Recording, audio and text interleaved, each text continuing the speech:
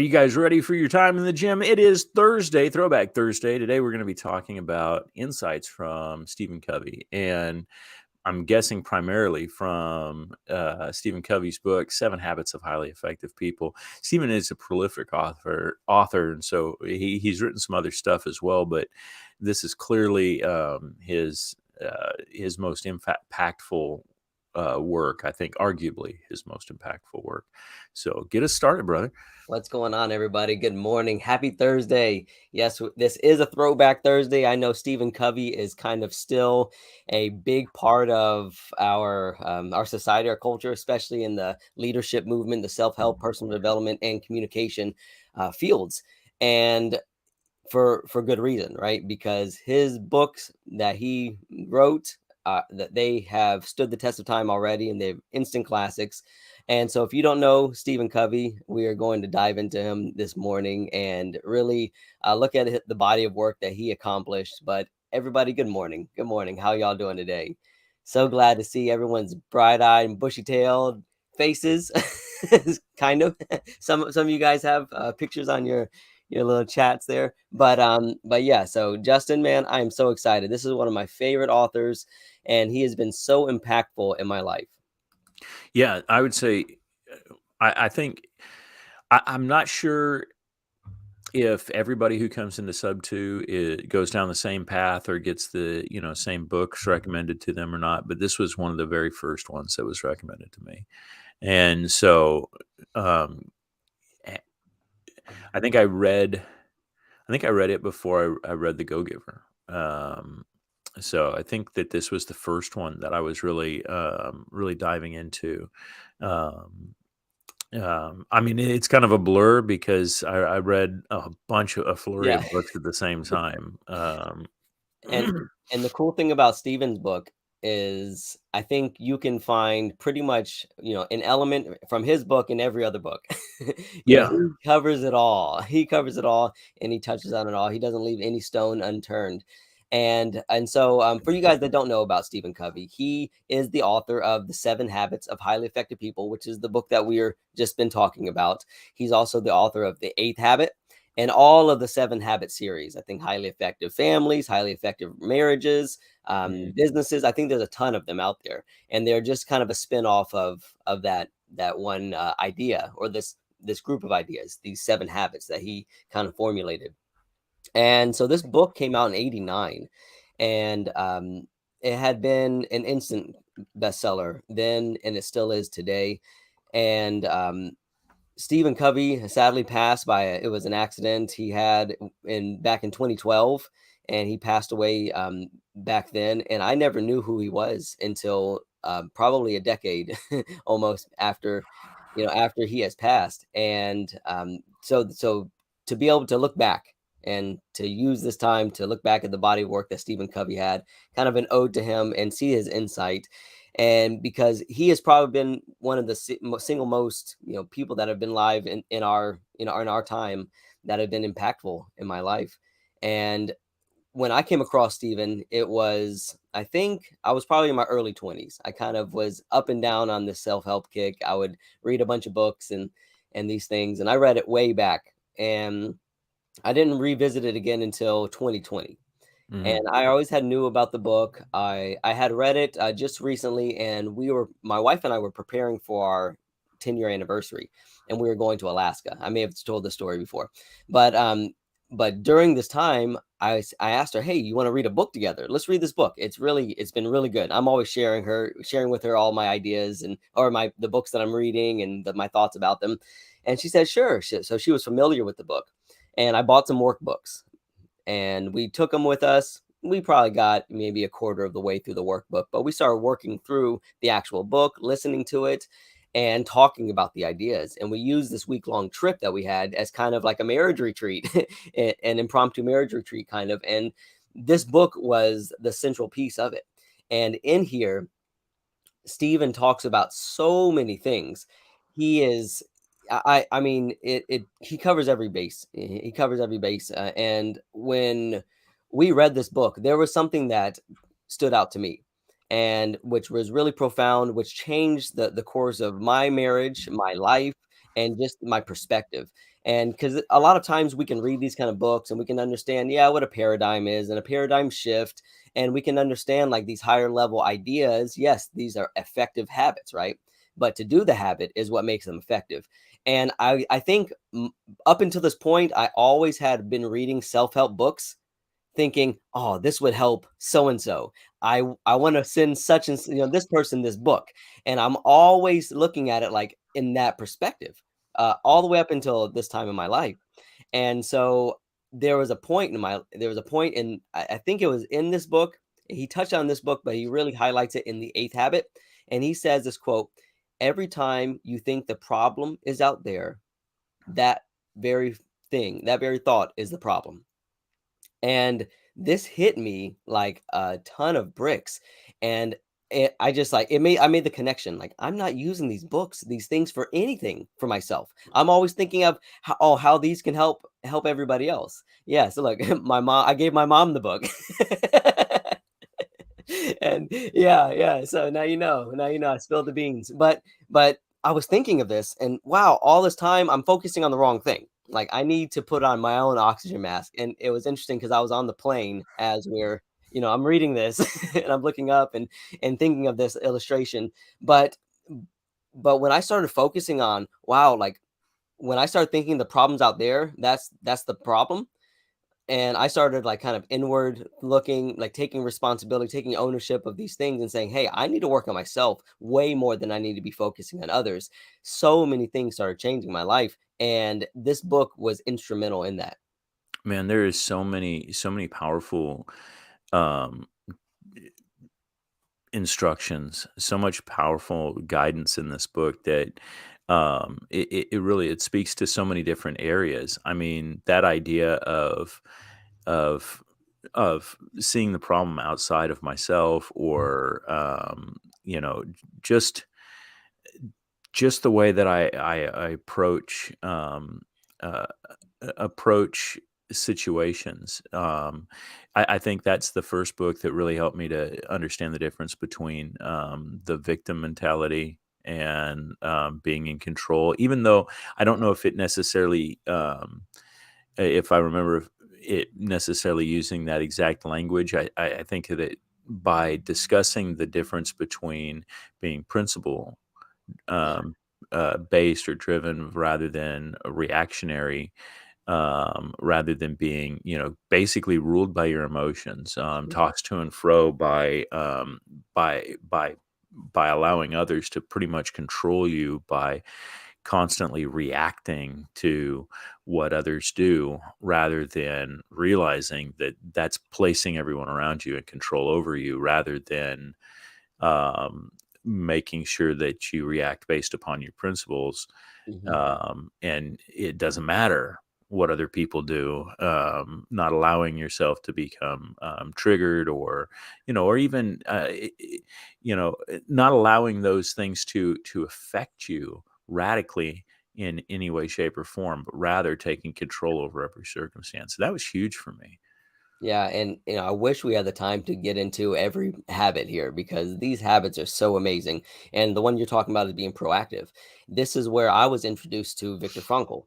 And even though he doesn't mention him by name in here, now I know his work. I know who he's talking about.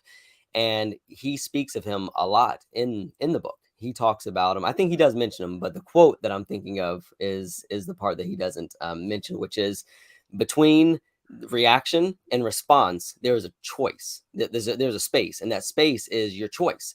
And so the whole book, Stephen Covey is like trying to help us understand, like our job is to increase that space, increase our choice, increase the things that we have control over. And one of those ways to be proactive rather than reactive.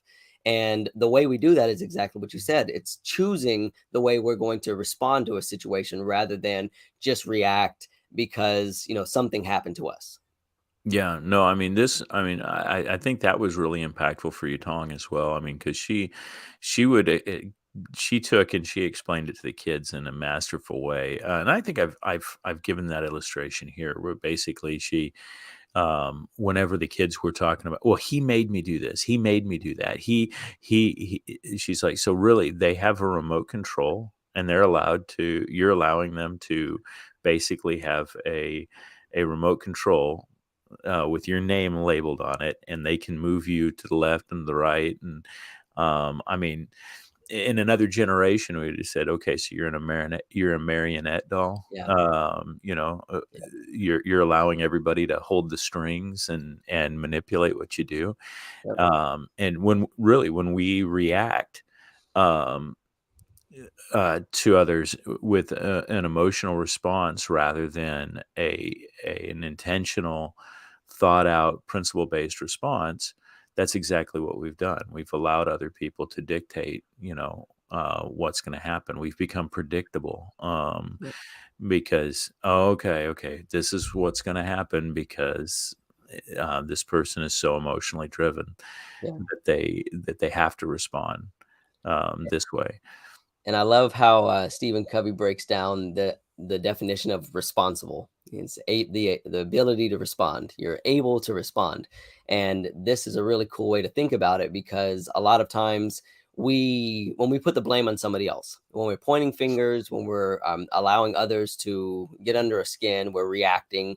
We are essentially effectively handing over our control to somebody else. We are no longer responsible for the situation, because we've given someone else that responsibility because we're blaming them. But what also that's doing is that's not allowing us to be able to respond, and rather we're reacting.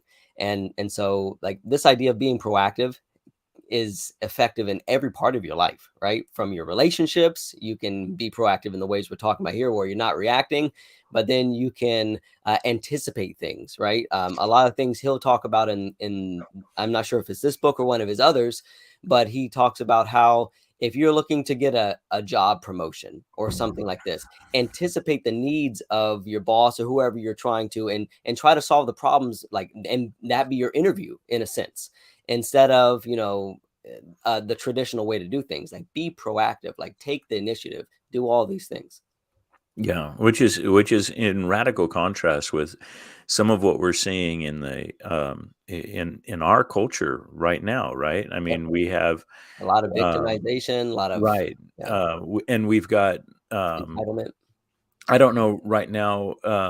It seems as though, and maybe I'm wrong about this, but it seems as though um, the media is telling people that if you are a victim in XYZ area, which you may very well be, to a degree under some definitions, a victim in those areas.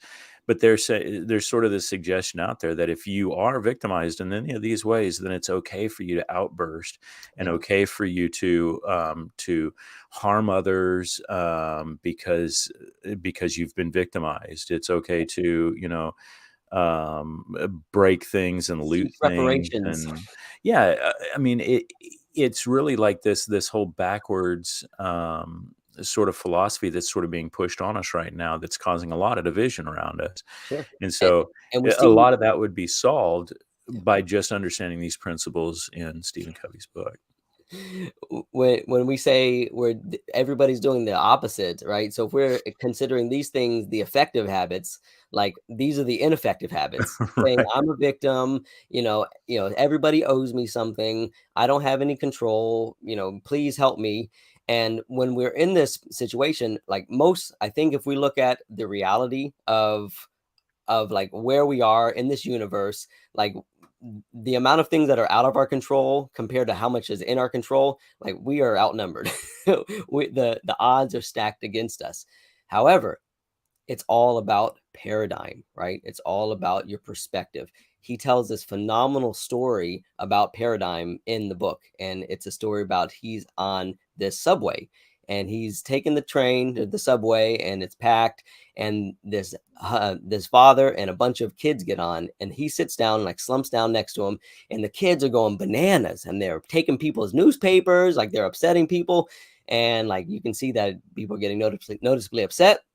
And he turns and says to the guy, like, "Hey, like, are you gonna do something? You need to control your kids."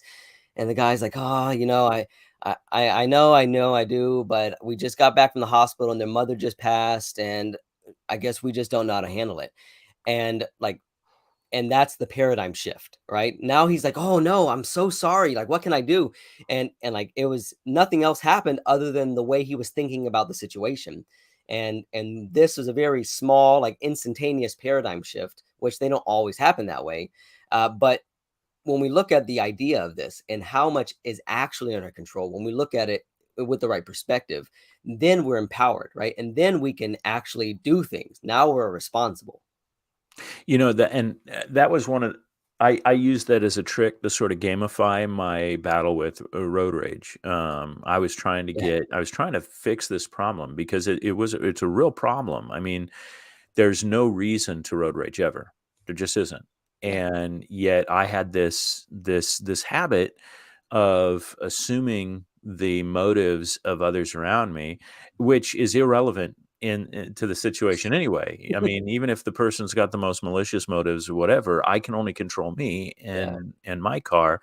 It really doesn't matter if the guy in front of me cuts me off or whatnot. I should still be the same person, in the same mindset, before I'm cut off and after I'm cut off. yeah, Um, but it wasn't easy at the beginning. It wasn't easy to just go, okay, okay, I know all these principles. I'm going to go ahead and do that. So one of the tricks that I used was that story, and just created a fictional story for the person who just did whatever offended me on the road, whether they deserved me to be offended by their actions or not, which 100% of the time they don't.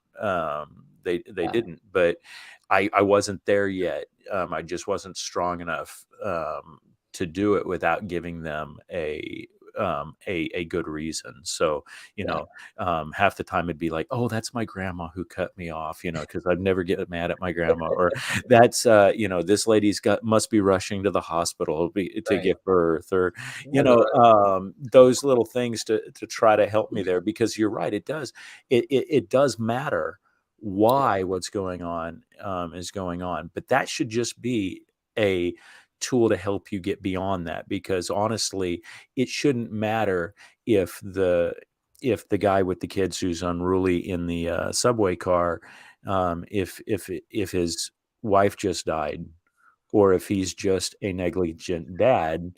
It shouldn't affect you. And that's the part that, it's hard for us, because we're thinking, well, we have to live in this society. It's uncomfortable around unruly kids and that sort of thing. And that's true, but it shouldn't affect us emotionally. yeah. Um, Well, we should we go ahead. and I think I totally agree with Mhm. what you're saying, in the sense of it shouldn't affect us. Like we shouldn't be reactionary to it, right? We should be able to, like, things will affect us, right? But we should pick and choose how we respond, rather than let our emotions best us, because that's what oftentimes happens, and that's what we're really getting at, right? And so, like, I love these habits. Being proactive is one of them. And Justin, what's your favorite habit if you had to pick one? I'm glad that you prepped me for this before the show, so that I could be thinking about it and getting ready for it. Um, the being proactive, the reason why that one is such an easy one to talk about and to dive into is because that one's super impactful, and it starts the whole book. I mean, this Yeah. is how you begin the book, and it's an important groundwork. But I think the one that's my favorite is um, uh, the make everything win-win Okay. Yeah. Yeah. habit. And by looking at that habit, um, I grew up in a world of somebody's got to win and somebody's got to lose. Oh, yeah. Um, Everything was a competition. Right. Everything's a competition. And then, I became a realtor. I mean, and no, don't get me wrong. There's win-win realtors out there. There's a lot of them. There's more of them than I knew that were out there. In fact, there's a lot of them that actually are really into a lot of this good mindset stuff. So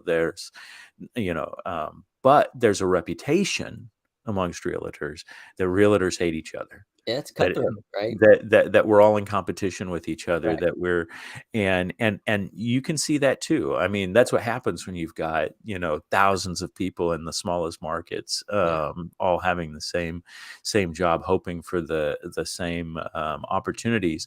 and most of them not knowing creative finance, so most of them only have one or two avenues of getting clients or making money. And so there's this reputation out there that it's cutthroat and that it's win lose. But that concept of win win is that concept that if we're going to work together, the goal should be that both of us win and that neither one of us lose. And Stephen Covey basically goes through and he explains the difference between an outcome that's win win, an outcome that's win lose, an outcome that's lose win, and an outcome that's lose lose. Yeah. And by taking and looking at those, it really helps set up that, and I love that word paradigm, but sets up that framework, that paradigm for how to interact with others and how to do business in a way that that honestly makes me feel good, in the sense that it helps me to be principle based. It helps me to go into each circumstance going, okay, I'm going to, with it as best as within my power, I want to make sure that both of us walk away happy from this transaction. Yeah, and I really love this habit because it relies on our creativity. It relies on our imagination. Because when we're thinking, okay, we can't, it's a win-win or no deal is kind of how he phrases this. Not always. We can't in every relationship. We can't walk away. But if we, as best we can, like you said, have a win-win mentality or no deal, like this forces us to think outside the box. This forces us to, okay, there's other ways to do this, because like you said, in the business world and most of our lifetime, everything mostly is a competition. I mean, when I was a kid, you talk about road rage, this may be where it stems from. But when I was a kid, I would count the cars that would pass us, and I would deduct the ones that would that we would pass, and I would try to, I was racing all of these cars, and it was always, everything was a competition, and I think it's a natural thing, because it's natural for us to look around and compare and observe, and but there's another way, and that's what drew me to Sub 2. That's what drew me to all of these like-minded individuals that we hang out with, is that we seek to collaborate rather than compete. And when you just change that, where it's like, hey, this model doesn't have to be a model of competition, but we can just work together and all of us win, why wouldn't we do that? And so I think the biggest hurdle to get other people to think win-win is to help them understand that that's actually a possibility. Yeah. Well, I mean, because it is drilled into our heads, right? It's a dog eat dog world out Yep. there. It's if you don't, then somebody else will. I mean, there's and what are those statements? Those are self-justifying statements to make someone feel better that they've done something crummy, right? And I mean, I know that I'm not using very harsh language there, but that's because um, y- people listening might very well still be in that framework, and this is their introduction. Maybe this is the first time they're hearing that, hey, you can actually function in a way that's win-win, and you don't have to. It doesn't have to be you win, they lose, or they win, you lose. Yeah. And I think that's powerful, and that's one of the reasons why I think the one of the very next books that I read, I don't remember exactly if it was the very next book, but the Go Giver, and it fit really, really well together with that. Yes, and I think that so many books, this one complements so many books because it just approaches it from this unique standpoint. I don't think anything that he's saying in this book is revolutionary. I think it's been said before and it will be said again. But the way that Covey is able to teach this and deliver this information is tremendous. The examples that he uses throughout the book are just really good examples that really help me to understand these things. And I think from my habit, that if I had to pick one, my habit would be to seek first to understand and then be understood. And it's this idea of empathy, empathic listening. I talk about this all the time on this show, but this one for me, being able to truly listen to somebody and be vulnerable, to be influenced, and also be influential, has been tremendous in my life. It has helped me with my relationships. It's helped me with my children. It's helped me with my business dealings when I'm dealing with people, and to try to get into, understand where they're coming from, so that they can start understanding where I'm coming from. Like, I think for sales, for anything that has to do with influencing anybody, like, this habit is paramount. Oh man, and this habit is another one. I mean, another one that can be very, very hard because of years, right? I mean, you said you read the book in your 20s. I read the book in my 40s. Okay, so I've got 40 years of cutting people off, 40 years of thinking through what I was going to respond with while other people were talking, Yeah, rather than, and thinking that I could somehow do that and hear what they were saying at the same time. I mean, because it's a delusion that we're under. I mean, we're but and it stems also back to that competition thing. I mean, it's not maybe a intentional competition, but it kind of is. It's like every conversation has to have a winner, and you're sort of, waiting for your opportunity uh to win. But I think that, especially in familial relationships, that ability to just be quiet and hear what the other person is yeah, saying, be and present. try to empathize and feel what the other person is feeling, um and relate, is it's so powerful. No, don't get me wrong. It's probably it's probably the one that I'm worst at. It's one of the ones that I strive the hardest at as well, because it's so important. Um, and so some of the tips that have helped me, really big time, Carolyn Kane. She Obviously, this one has impacted her quite a bit too, because she talks about it a lot, in the daily dials and the stuff that she does. Um, but she says that one of the ways that she's able to pretty much incorporate this into her own business is that when she stops talking and the other person is talking, she'll actually repeat back what they're saying as Hmm. they're saying it, just to help her stay Yep. focused on what they're saying. Yep, and Covey calls this reflecting. And so it was funny because he's telling a story in there about, it's a hypothetical story with a father and son having this conversation. And then he says in the story, and the father reflects. And the first time I heard this, I thought, I'm envisioning the father stopping and pondering for a minute, reflecting. And that's not what he's talking about. He's talking about what you just said. And this is a really great way to have people know that we're understanding them. It's like, let me get this straight. Because, and a really cool thing is, if you get it wrong, they'll correct you. And then you'll actually know what they're saying. And so it's a really good one. The seeking first understand is one of my favorites there for sure. And when we're looking at these habits, when we're looking at these things, like you said, we have a lifetime of paradigms, a lifetime of beliefs that we have to work through sometimes. And I know we talked about this story of paradigm where it was like an instant paradigm shift, but most times they don't work like that. Most of the times it is a long gradual progress process. And so, especially, like, for instance, we talked about my daughter yesterday in our podcast, amending the soil. And the way that I was looking at her, it took a long time. I still, those feelings still come up, right? But I got to, still a long process. And so, even though I've been trying to change the way that I look at her over the course of 4 or 5 years, it's still a process, but it's working, and I can see those things. So when we're looking at these habits, building any habit, just understand it is a process. Consistent progress is the key.